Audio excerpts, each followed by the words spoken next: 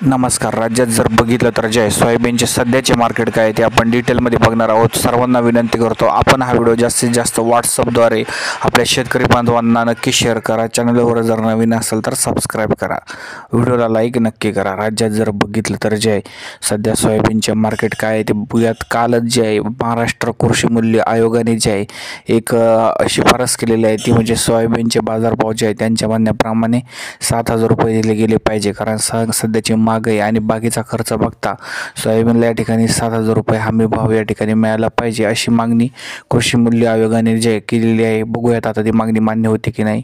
मात्र सध्या जर बघितलं तर जे आहे नगर, लातूर, बीड, नांदेड, जालना, हिंगोली, परभणी, नाशिक, पुणे, धाराशिव, यवतमाळ, नागपूर, नांदेड या भागात जर बघितलं, वाशिम या भागात जर बघितलं तर कमीत कमी जे आहे 3,900 तर जास्तीत जास्त 4,400 रुपये बाजारभाव जे आहे सोयाबीनला या ठिकाणी पाहायला मिळत आहे.